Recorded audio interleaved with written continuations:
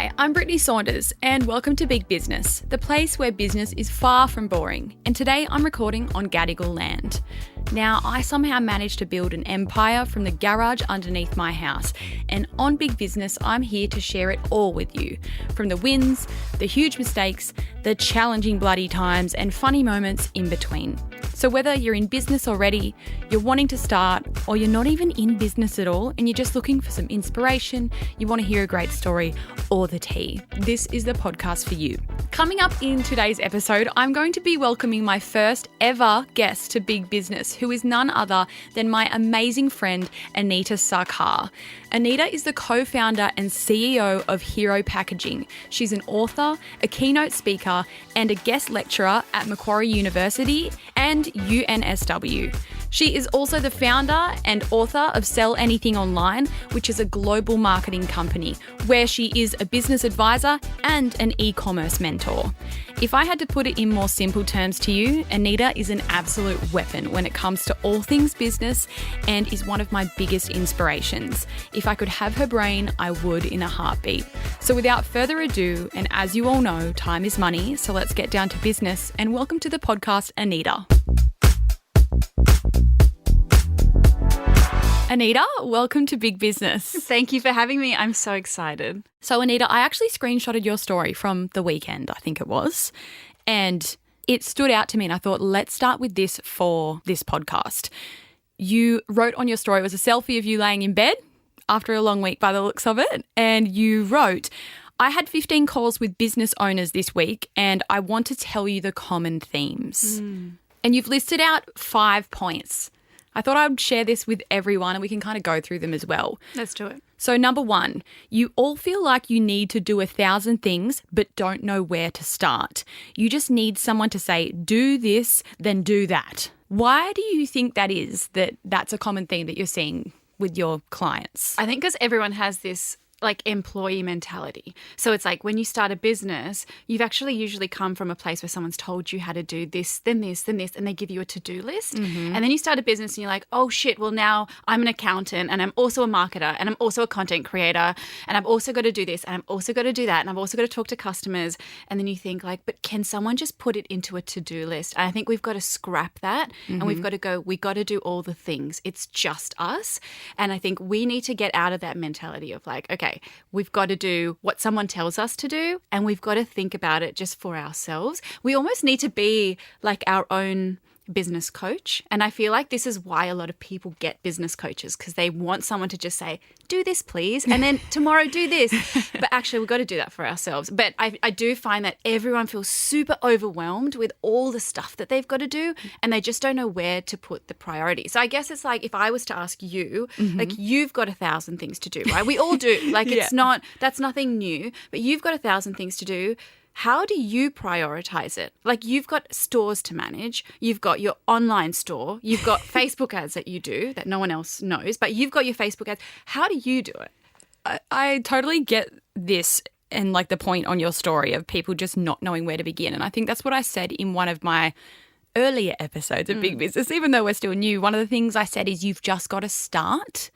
And like you would know, there's no right and wrong way to do the things that you need to do. It's literally just a matter of starting and seeing how it goes. And I guess for me, like all business owners and probably the same for you, I've just winged this entire thing. Have you as well, would you say? Totally. There's no formula. Exactly. Sure, there's things that you can do to get your business going and get yourself into a routine, but business is figuring it out along the way as you go. Totally. And you also figure out your priorities. Yes, you've got to do content. Yes, you've got to email a customer back. Yes, you've got to do the accounts.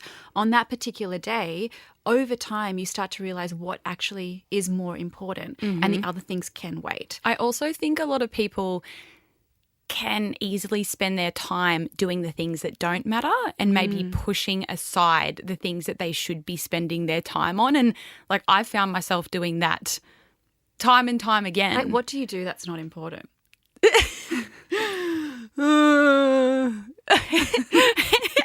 Heaps of shit, probably. But as for me personally, I've become a lists girly. I never used to be one. I'm not like a journal girly or anything like that. But just as simple as, or even before I go to bed at night, because I don't know about you, but I feel like for most business owners, it's like you get into bed and your thoughts start racing. Totally. And I start thinking of all the things that I have to do the next day and this week and whatever. So I even like just jumping on my notes on my phone or pulling out my laptop and just writing all those things that are in my mind, like the night before, the things I want to get done the next day. I even find just taking that mental load off myself and just writing it down the night before will help me, to set myself up for the next day. Yeah, last night was Sunday night, and I remember thinking, I've got so much work to do and I've got to do it before tomorrow. And I've got 13 things on my list to do. And I remember telling my husband, like, these are the things I got to do. And he's like, have you written that down or is it just in your head? I'm like, it's just in my head. Like, what do you want me to do about it?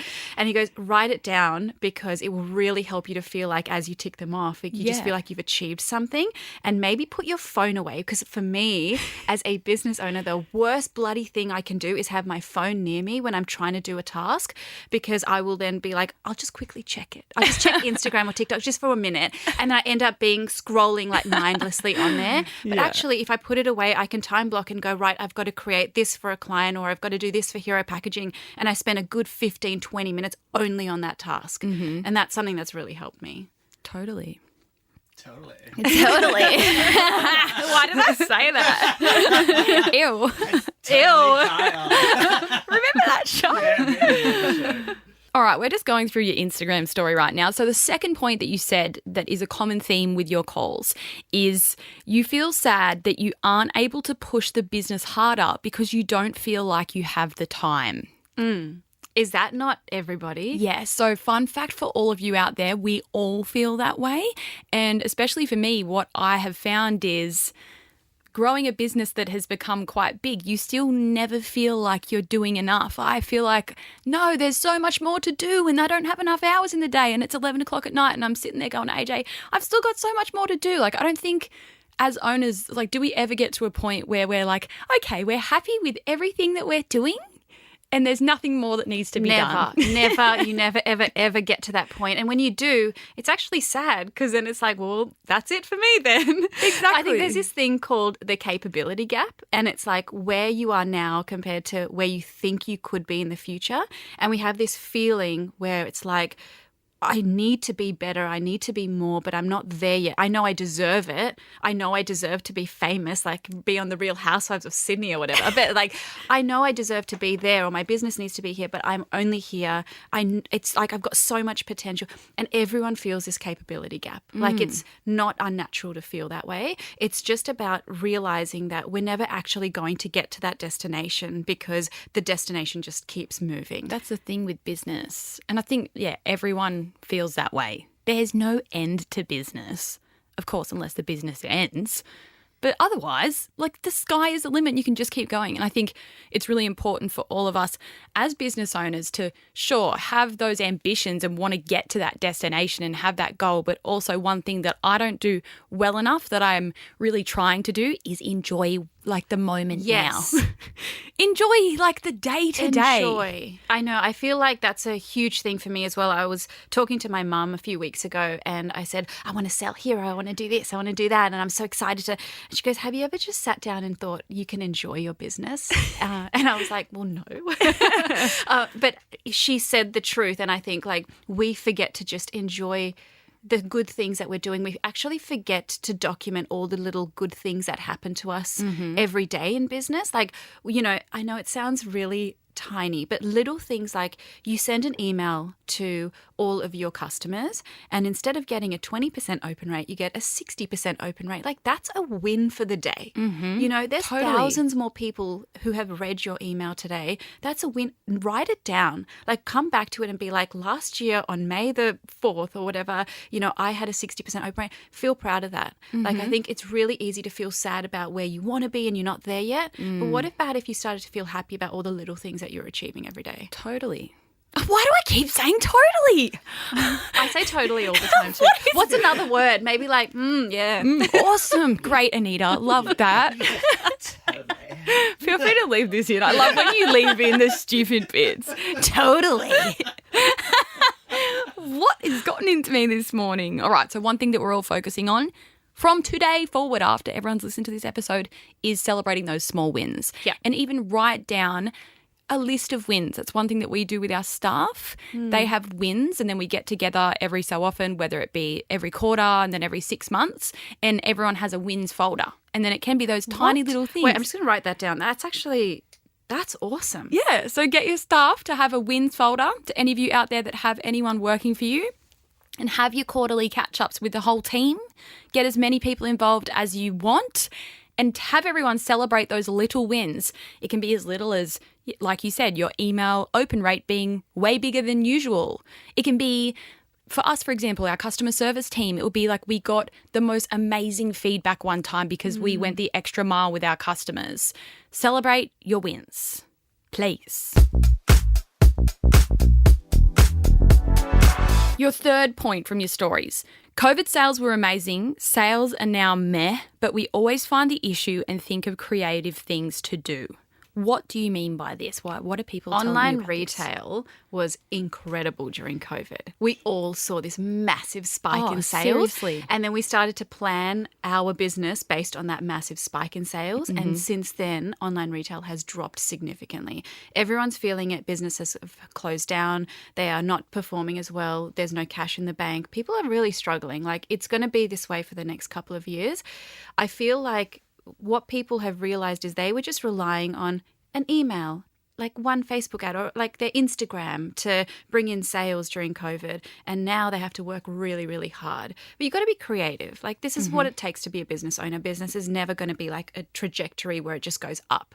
It goes up and down, down, down, down, down, down, down, Oh, a little bit up, a little bit down. Yeah. AJ starts freaking out when the invoices are rolling and he's like, whoa, like we're spending so much. I'm like, trust me, we've got to do this in order to see that spike again. Yeah. Like, business is never like is linear. Is that the right word? Like, it never just goes up. Like, you've got to go up and down. Totally. What is with us? Totally.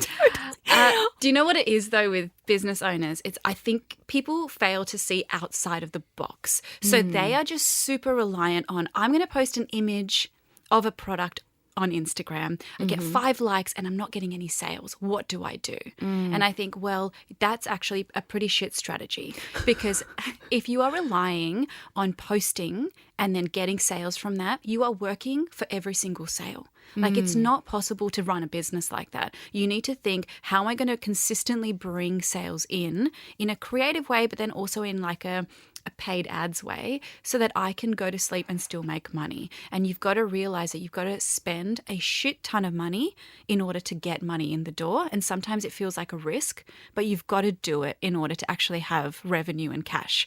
And business owners just forget to do that. They're like, I don't want to spend money. I also don't want to spend time on content. But I'm not making sales. So what do I do? I think that's one of the hardest things about business, and definitely something that I've learned as well. And I always say it, you got to spend money to make money. Like, I walk around like that's my slogan. Yeah. But and I'm sure you as well, have learned that that's literally how business works. I think it can be very easy for people to love the idea of starting a business and to think, wow, that looks amazing. Like, you know, what we share on social media, we make it look so fun and easy, but it's actually the hardest thing ever and the most expensive thing. And I feel like as humans, we find it really hard to part ways with the money that we do have. Like, we all kind of like to hold on to it. And you hear so many like successful people say like the worst place for your money to be is in your bank. Have you heard people say that? Yeah. Or do you say that? Totally. We're banning, from now on in this podcast, every time totally is said, we're going to go beep and beep it out. I just don't know if there's another word for totally. The episode's going to be called Totally. Yeah. I forgot what we were saying. We were talking about when people say the worst place for your money to be is in the bank. Yes, because money makes money. Yes. And rich people know that. And we got to do that. Like, we've got to put our money in to get more money out. But the thing is that people don't know how to do that. And so what they do is they pay this convenience tax. So they go, I'm going to pay an agency $5,000 a month because I don't know how to do Facebook ads. I don't know how to do Google ads. I'm going to pay them $5,000 a month and they're going to run it. And I'm just going to put my money there because someone said money makes money and I'm going to pay them to do it. And then their sales don't grow. And the reason for that is because as a business owner, I actually truly believe you need to know how that money is being spent on those ads. You need to learn those ads platforms. You need to know where your money is going. You can't just pay someone because they're the expert. Most of the time, experts are shit, let's be honest. You can't just pay someone to do that and expect that your money will grow if you don't know anything about it. I think that's something worth us discussing a little bit more, because I love what you're saying there about how important it is for owners to understand all the things. And that's something that I've spoken about in this podcast already, is like the importance of doing all that groundwork yourself, especially in the beginning of your business, because I think it's so valuable to always know that no matter how big your business gets, like you were there to set all those foundations and learn all the things. And I know one thing that you're really passionate about is you say you're like an anti-agency, right? Yeah, I don't like agencies. I think there are some that would be amazing, of course. Like, don't get me wrong. Like, of course, you're not out here saying, yeah, I'm not like shut down your agency. Yeah. What I am saying is that as a business owner, you can actually learn this stuff yourself. Like, I wasn't born and you didn't know when you came out of your mum's tummy how to do Facebook ads. But do you know how to do it now? Yes. Are you one of the busiest people I know? Yes. Am I one of the busiest people I know? Yes. But we still do it ourselves. We still learn it ourselves. And I feel like it's time, or the lack of time is an excuse. Because you just feel like it might be too overwhelming or too hard. And agencies can prey on that because they're like, well, we know it and we'll help you with it. And, you know, you just have to pay us some money to do it. But imagine you saving that amount of money that you pay an agency and you put it into your own ads. You could get so much more back. Oh, it's so much money. And I've never really spoken about this before at all, but I have fallen victim to agencies in the past. And again, I don't want us to be like shitting on anyone's parade or whatever. Like, there are some amazing agencies out there that do wonderful things for brands. And I guess for any of you that are new to business or maybe not at that point yet where you're not running paid ads, essentially what these agencies do is they sign you up on a contract. Some of them can be locked in for a year, which is so scary and dangerous. And you pay them essentially like a retainer for them to run your paid ads. So they log in on your Facebook, they log in on your Instagram, your Google, your Pinterest, your TikTok, like that. They'll do the lot. And you'll pay them a monthly amount, kind of like a subscription. And like one that I was paying one time, it was like $8,000 a month. And that's just for them to do it, like to run the ads. Then you've got to pay for the ads as well. Yeah. So it was so much money. And I experienced, much like a lot of other people that I'm sure you talk to, Anita, is I tried to learn Facebook ads myself in like the first few years of Fate. And I remember logging in there and looking at it and being like, oh my God, this is so confusing. And I'm trying to set up campaigns and stuff. And it all, in my mind, was just too hard. Yeah.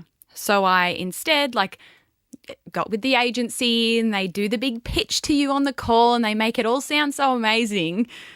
And again, there is probably some good ones out there, but there's a lot of the scammy ones out there. And so, yeah, like I've experienced that myself. And when you're paying these agencies, there's not really that much transparency. Like you don't know like what they're spending or how well they're performing. And then they would send me these big confusing reports with all these numbers and whatever. And I think it's honestly to just make it look like they're doing a good job. Of course that's what they do. Yeah. Of course they send you a report with numbers that you don't understand. Yeah. That's how they run their business. And I remember I would have calls with these guys like myself and Kim at work.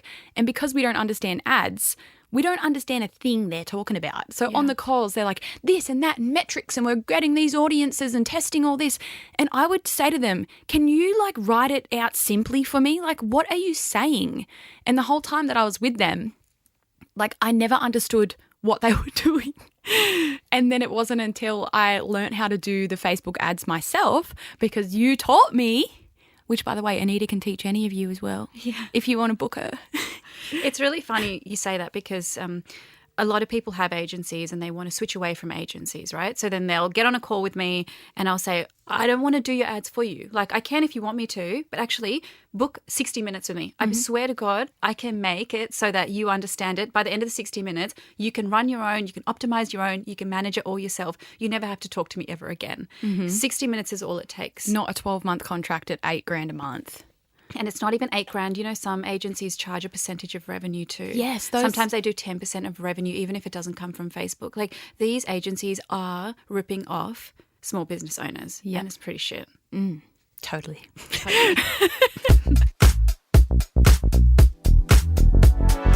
So we're moving through your story list. Number 4, your content isn't great and you know it. You just want someone to tell you exactly what to create. You keep second guessing yourself. And I think off the back of this, Anita, we can also chat about in February, I think it was, we decided to get together and use both of our social media Instagram stories to run a free 28-day challenge. And we created a little broadcast channel on Instagram, like one of those chats. And then we had like nearly 4,000 people join it. And for 28 days, we gave business owners 28 videos to make, and they got given their videos every single week. We told them exactly what to do, what the theme was, if we were doing a trending sound.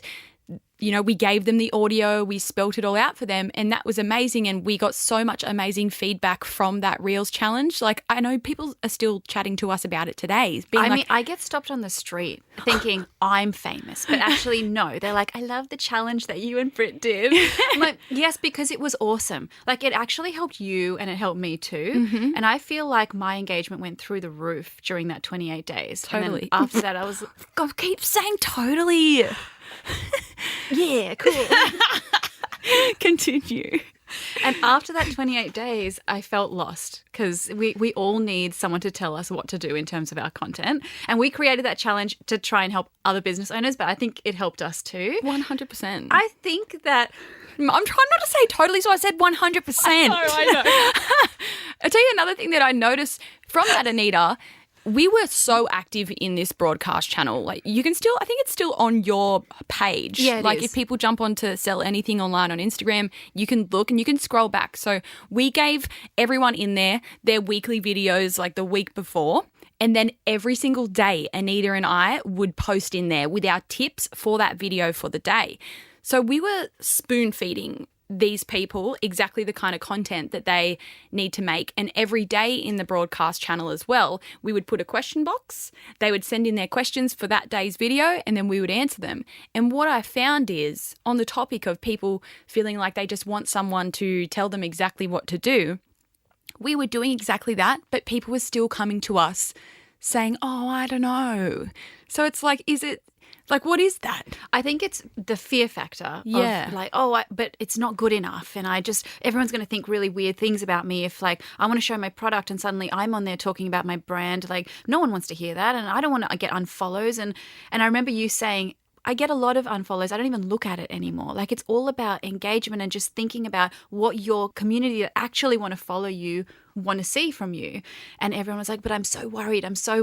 And I just feel like telling people that if you create 100 videos or 1,000 videos, I promise you, by the 101th video, 101st, 101th. Totally. Are we? We're not okay. Yeah, there's something in the air in the studio today. I did 4-unit maths. Okay, hold on. 101th. So by their 101th video, by their 101st video, they don't care anymore. But they're not willing to do that first 100 videos. And so like they do one and it doesn't perform and they go, that's it, I can't do it anymore. And I'm telling you right now, like if you look at like Brittney's content, right, your content, it's, you don't care. You can tell. You just don't care. You just do it. Like, yes, I know you've carefully crafted a whole Instagram strategy now and all that, but you can tell when you post something either to your stories or to a reel or when you're doing a collaborative post with Fate, you don't care. No. And it's just because you know that that's your personality and you're trying to showcase Fate as best as possible with the clothes. A lot of the time it's nothing to do with the clothes. It's all to do with you packing orders and yelling at customers, which I find hilarious. I think that people need to understand that the more you do, the more you'll learn. And then after that 101st video, you'll realize what works, what times work, like what is the content people want to see. And it might be completely different to what you think it was in the first place. Absolutely. I think with that as well, on the topic of creating content, it is really hard, especially for people that are starting out with creating content for their business, because it is daunting. And then I think it's very easy for them to look at people like myself and you, and when we were doing our Reels challenge, and we make it look so easy. But like you said, it's because we've made those 100 videos already. If anyone, I mean, I don't suggest this because it would take you forever, but if you scroll back to like my first videos, they were not like the videos that I'm making today. They were probably all shit and embarrassing. But it's about taking that first step and making that content. And it'll feel like you're just making content for the sake of it and throwing it out there. But that's quite literally what content creation is. It's not about making the perfect video every single time. You'll make 50 and then the 51st one will be great. And you got to be really comfortable with that ugly content. Like, it's that ugly content that takes you 5 seconds to create that's going to go viral. Mm-hmm. And I think what I want to tell everyone is that you can be aesthetically pleasing. Totally. Like, if that's your brand. You just said totally. What number are we up to now? We're going to it's put like a counter 28 in this episode. I'm counting. Xander's counting. You can make that aesthetically pleasing content all day long. And if it works for your brand, great. Most of the time, it doesn't. It never works anymore. You need to be comfortable with cringeworthy content and also ugly content. And I find that even with hero packaging, like, I sell sustainable packaging. It is so boring to talk about. It is. And I have to create this ugly content where I green screen my floating face around the screen with the packaging behind me to explain a new product drop, which is about recycled mailers, right? It's really not that interesting, but I have to make it interesting by having some kind of ugly hook to it, or a negative hook, or something that's exciting, that I don't just say, hey guys, I've launched a new product and this is what it is, and it can be like compostable. Like, no one cares. Mm-hmm. So I have to think about ways to make things super interesting. And I found that doing that within 15 seconds of me just saying something outrageous, like, you won't believe the people in my DMs who have asked me about X, Y, Z, and then I continue on with talking about the product, it actually helps the video to do better. So you've got to create so many videos in order to realize what works. Yes, totally. Do you think on that as well, do you think any business, I mean, it depends on the industry, but do you think people need to make content of themselves as the owner in 2024 to grow a business? Do you want to hear the truth? Because yes, I think that it's not necessary in that there are brands that don't need to show the owner. But if you are a small business and you are just starting, what you want is you want the engagement, and then you want the potential to go viral. If you want engagement, you need to show up as the founder, and you need to show the behind the scenes and your expertise and authority in a field to make sure that your brand stands out. And if you want to go viral, then you need to use those trending sounds. You need to make sure that you're doing something extremely entertaining or funny, and that's really hard to do. So in the beginning, what you want to do is get the engagement super high, understand what your audience wants, and then you can start to try and focus on the viral content. But yeah, in my opinion, I do think founders need to be a big part of their content. I agree. And I think when we did our Reels challenge, I know that we had a lot of people asking us in the daily question boxes, like, what if I don't want to show my face? And that got me thinking about that, because that's the only way that I've ever done anything. I'd started backwards. Like, I showed my face first before I even had a brand. So then when it came to me launching Fate, it was only natural for me to share my face. And then I've often thought, if someone was, it depends on the industry. Like, of course, if you're opening a cafe, it's going to be a lot different. But especially for small online businesses, I've always wondered, how would someone manage to start and then scale a small online business selling whatever it is if they didn't show their face? Because like you said, those days of posting a photo of your mailer just on the table and saying, here's my mailer, it's great, buy it now. 5 likes. Yeah, like those days are gone. Instagram used to be like that many, many years ago, where you could just hold up something or take a cute photo in your hand and be like, buy this. But those days are gone now. And now people really are wanting something extra when it comes to purchasing from a brand. They're wanting that human connection.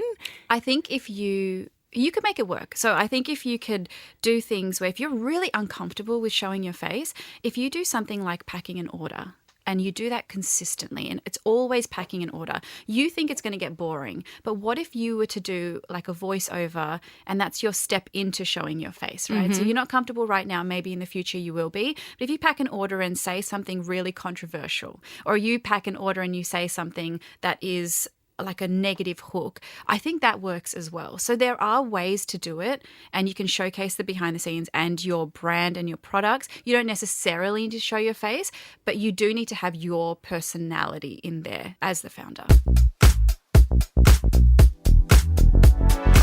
Okay, number 5 from your story. By the way, I'm loving that your story that you randomly posted is helping us do this podcast today. Thank you so much for that. You're so welcome. You didn't even know. Okay, your last one.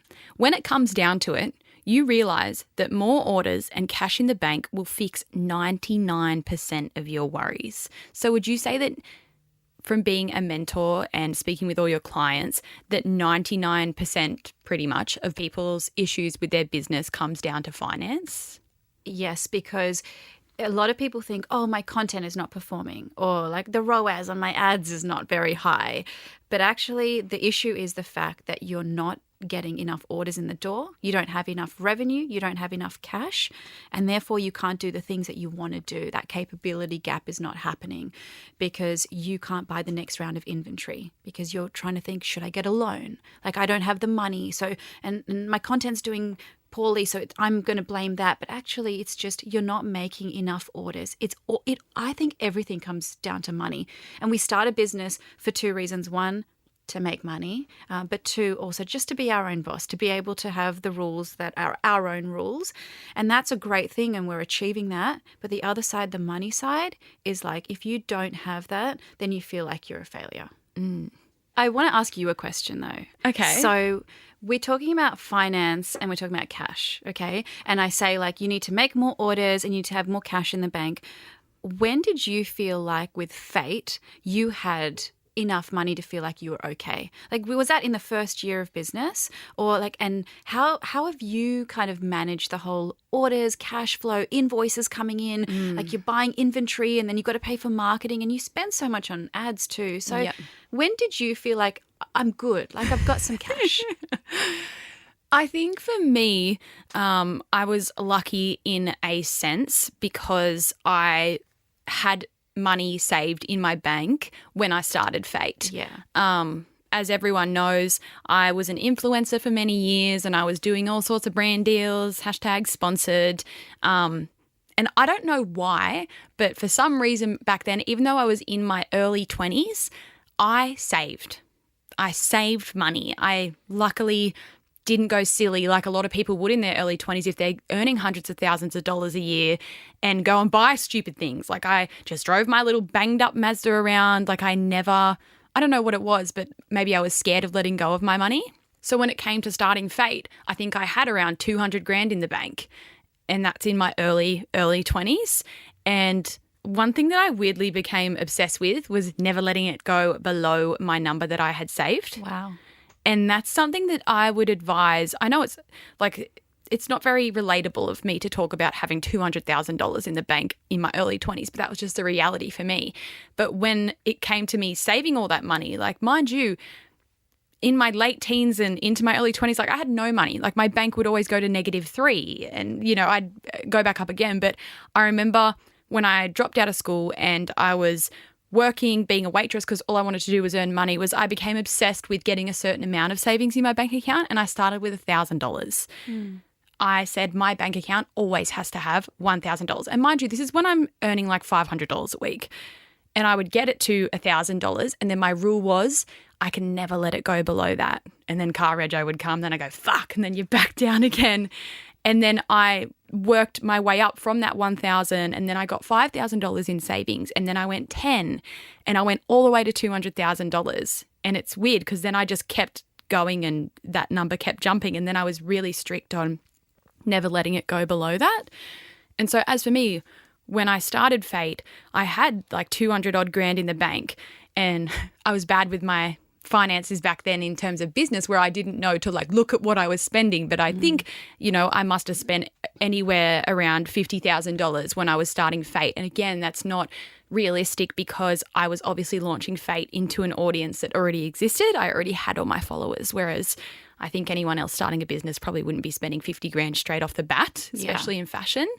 And then I guess I'm not good with numbers. Like, you're great with numbers. I'm not a numbers person. But I think where my strength has been in business and somehow ensuring that we are never going backwards financially is I've used my common sense. Yes. I've never done something that, even though it looks like I'm very spontaneous and doing all these random things, I've never done something that was too much of a risk at that time. I feel like I've made huge risks in business, which you absolutely have to grow. You cannot expect to grow a big business if you're not taking risks. You can't play it safe. But every big risk that I have taken, I've known that it was the right time. From hiring the first employee, I knew that was when I needed an employee. Moving into our first warehouse, I knew that was the right time. I wasn't just going, yeah, I'm going to get a warehouse. It's going to be so cool. Like, it might be people acting spontaneously and thinking, oh, that'd be a cool idea, and not taking into account the financial side of that. Like, I feel like, speaking from my point of view, it's never that realistic. When I did start Fate, I was an influencer, so I didn't need to take any money from Fate for the first like years and years and years and years. I only started paying myself a small wage like a year and a half ago from today. So I ensured that I had that money coming in from being an influencer so that I could continue to grow Fate. And I don't know, like, I think it's maybe just a massive stroke of luck with me, or just making the right decisions at the right time. Why are you shaking your head? No, because it's not luck at all. I hate it when you say that, because it's not luck at all. Like, you actually have done you've made calculated moves to make sure that you don't run out of money. That's not luck. That's you're saying common sense. That's just you being incredibly clever about, I don't know whether it's because of your childhood and you're worried about like not having money anymore, or maybe it's just you're self-confident. You know you don't need a souped up car because it's like, it's not you. Yeah. But whatever it is, you've been really clever about it. And you have to, thanks. you have to recognize that too. If I was to give any advice to business owners, based on what you just said, that $200,000 or that $1,000, it's called a cash runway. And it's, if your business was to shut down right now, how long would it take for you to, like, how long could you be in operation for? How could you pay your fixed expenses for the next month or two? And ideally, what people say is about 3 months is a good amount of cash to have, so that if your business shuts down, you at least can pay your fixed expenses for 3 months. So just having a little bit of cash aside, and maybe you have $0 in your bank right now, but what I would do is every time I get a sale is just siphon away 10%. And that's not for inventory, that's not for anything. We're just going to put that into a little account on the side, and it's going to be your profit account. And it's going to sit there, and you want to have that cash always sitting there. It's going to make you feel really good as a business owner to see that grow. And I think that's kind of what you were doing in that, keeping aside that 200K or 100K or whatever. Having cash in the bank makes you feel so good. That's the thing. And I know we said earlier, and it wasn't, don't quote me, I've just heard other people saying like the worst place for your money to be is in the bank. So don't take my word and go and drain your bank account by making this silly decision. I would say yes. Ensure that you're always keeping some money aside, because you need that in business for when shit hits the fan, or something goes wrong, or you make a huge expensive mistake. Like, you're going to need that money there. So as business owners, we need to always have money in the bank. That's like our security net. But at the same time, we have to know we still have to spend that money that is coming in order to keep the cogs turning. Totally. Well, Anita, Thank you so much for being the first ever guest on Big Business. I am honoured. Like, for you to ask me to be your first guest, this is amazing. I wouldn't pick anyone else. And I feel like you have so much to talk about. I feel like I wish I had your brain. So I think down the track, we're going to have to get you back and talk about other things because we're really just scratching the surface today of the knowledge that is your brain. Thank you. I feel like I want to be you. So no, honestly though, like, thank you for having me. I think that small business is what I love to talk about. And I think it's because I speak to business owners every day, if it's like 4 or 5, having these 60-minute calls. And I think, wow, like, your businesses are so different. The industry is so different. Actually, the problems that you're facing are completely the same. And I feel like you have the same problems. I do as well, but on a bigger scale.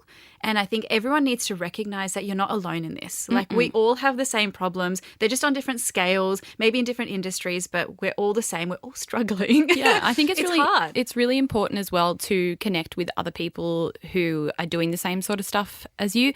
Anita and I only became friends, not even 2 years ago? Yeah. And we're like here and we're embracing making friends in your 30s, by the way. Like, I'm all about that.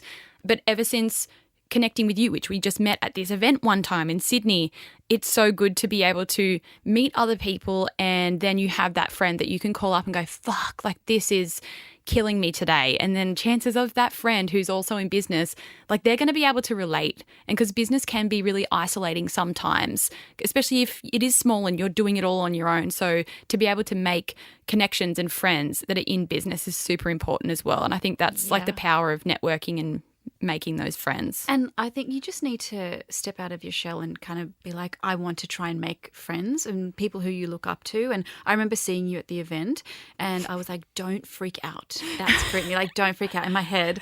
And then you said, oh my God, like, you'll sell anything online. And I was like, you're Brittney Saunders and I love you. Because we'd followed each other on TikTok and stuff. We did. I had no idea that you knew who I was. So it was such an amazing moment for me. But also, like, you don't know who's watching you. I do feel like you need to reach out to people and you need to say, hey, you've got a business that's similar to mine or you've got a business that I admire. Can we connect in some way? And like, you're in Sydney or you're in Melbourne and I'm there too. Can we maybe have a coffee? I think it's really important. And I just want to end by saying this one thing, which I think is so fun, is that I remember at the event we met. And then we were chatting and we were sitting kind of separately. And then afterwards you had left. And I remember telling the event organizer, like the brand that had organized the event, that I met Brittney today. Thank you so much because, like, I love her. And then at that moment I got an Instagram message from you saying, I love you, Queen. And I screenshotted it and I sent it to my mum and I sent it to my husband too. And I thought, like, this is so cool for someone like her to say that. And it was a really nice thing because I love that we connected, but then you also went out of your way to make sure that, like, you messaged me and we kept in touch. So absolutely. The power of connection, everyone. The power of coming together. Yeah. Totally. That's the end of the episode right there. Let's try not to say totally for the last little bit of this episode. At the end of every big business episode, I give a tip of the week. It can be big, small, something we've spoken about today. Do you have a tip of the week? You can do the tip of the week this week. Thank you. I'm honoured. I do have a tip for everybody. And I say this often and I mean it with all my heart. To be everywhere all at once at any given point in time in the cheapest way possible. And that means that when someone opens up their Instagram app, they see your face or they see your brand. And if they go to Facebook, they see you. And if they're typing something into Google that your product can solve, they need to see you. You need to be everywhere and you need to start with the cheapest things possible. And that's content, that's your SEO, your website stuff. And then you need to amplify it with paid ads. And people shouldn't be able to go on the internet without seeing you because that's the way that they're actually going to make a purchase from you. So really focus on being everywhere because that's how you can compete with all of your competitors, big or small. And Anita, where can everyone find you? You know, what do you want to promote about yourself today? Okay, so you can find me on Instagram or on TikTok at Sell Anything Online. I also have a company called Hero Packaging and you can just search for that. If any of you have small businesses out there and you need some packaging, hit Anita up. You've been doing also like custom printed stuff lately at small minimum order quantities. I know, because that's like one super expensive thing for businesses is like custom packaging. You do all that? I do, and we'll talk about that on the next episode and the reason why I did that too, because it was like another, product innovation. But yes, I do that.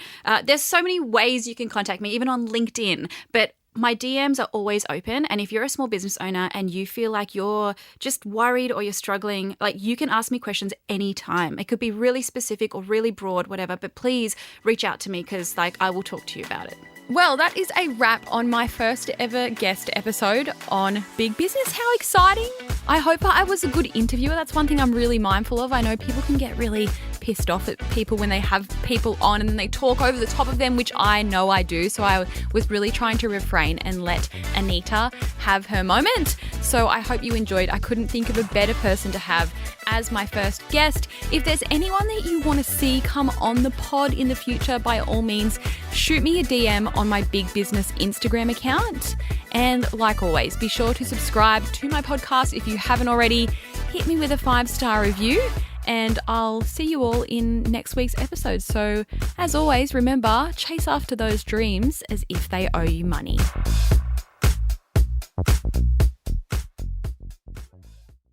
The Australian government has made changes to its individual income tax rates and thresholds that will provide a tax cut to every Australian taxpayer. Tax changes come into effect from 1 July 2024. Tax cuts for every taxpayer. Visit taxcuts.gov.au to find out more.